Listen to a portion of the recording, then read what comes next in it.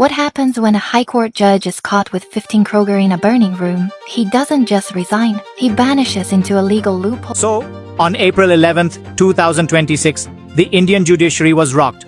A single act brought one of the biggest removal proceedings in recent memory to a screeching halt. Justice Yashwant Varma resigned. But this was far more than just a resignation. This was the final dramatic chapter in a story that started with the fire of March 2025. A story that involves a reported estimate of around 15 crore rupees in burnt cash and a year-long constitutional battle. So, let's dive into this extraordinary story of scandal, defiance, and what looks like a perfectly timed escape. Right? So, the huge question here is not just why he resigned. The much bigger question, the one that really shines a light on a major crack in our whole system of judicial accountability, is why he chose to resign now. The timing, as you're about to see, is absolutely everything. To really understand what is happening today, we have to go back to the very beginning. Let's rewind the clock 1 year, to March 14th, 2025, the night of the fire at his official residence on Tughlaq Crescent. This was the spark that ignited a constitutional firestorm. Now, when firefighters got to the scene to put out this blaze, they found something that shocked the entire nation. In the middle of all the smoke and ash were stacks and stacks of burnt and half-burnt money. And the reported estimate of how much cash was found? A truly staggering 15 crore rupees. Okay, so look at how the system actually reacted to this. The fire breaks out on March 14th. They find sacks stuffed with burnt 500 rupees notes in a storeroom. And then, in a move few had ever seen before, the Supreme Court took the unusual step of placing key material in the public domain, including reports, photographs and video linked to the controversy. Of course, Justice Varma denied that the money was his. But the visual evidence, it was powerful. The crisis was officially on. So now, this was not just a fire. This was a full-blown institutional crisis. So how did the judiciary and parliament respond?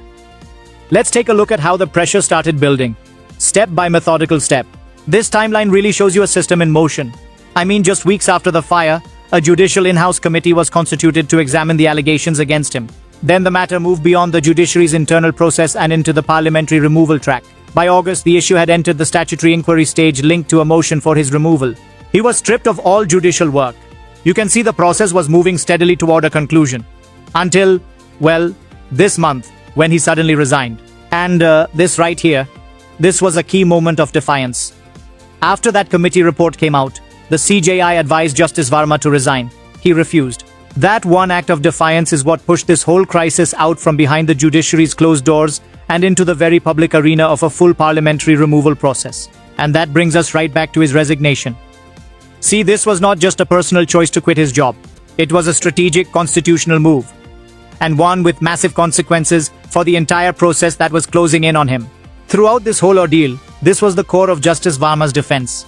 He argued that the storeroom was not really his. It was a general dumping area, accessible to security staff and others. In a detailed written response, he claimed the system was forcing him to prove multiple negatives, and that really, you could not definitively link that money to him. And here it is. This is the word that changes absolutely everything. Infructuous. It is a legal term that basically means pointless. See, a High Court judge can resign under Article 217(1) of the Constitution. The key word here is sitting. The moment a judge resigns, he is no longer a sitting judge. And so the entire removal proceeding effectively becomes legally infructuous. It just stops. So, what does this constitutional escape actually mean in the real world? It means the entire system just grinds to a halt, and what is left behind is a pretty profound, and frankly deeply troubling, accountability gap. Let's just break this down. If the process had run its full course, there would have been a final outcome on the allegations. By resigning, Justice Varma avoids that final stage altogether, and according to current reporting, he is also likely to retain pensionary benefits available upon resignation. It is a way to exit the stage just before the final verdict is delivered. But there is one big change. As a private citizen, the parliamentary process against him may be over, but the larger legal questions do not disappear. Any future criminal proceedings, if they arise, would still follow their own legal path. You know, this is not even a new problem. This exact same pattern has played out before, with Justice Sumitra Sen and Justice P.D. Dinakaran. Justice Varma is now the third major example in our history of a judge resigning just as the walls were closing in, and in doing so, making the whole constitutional process against him, well, effectively meaningless. So, here is the bottom line. While all the formal proceedings are now effectively over, the public conversation about judicial accountability, about this apparent loophole in the system is more intense than ever. The system might have been stopped in its tracks, but the questions it raised, they have not gone away. Which leaves all of us with the ultimate question, doesn't it?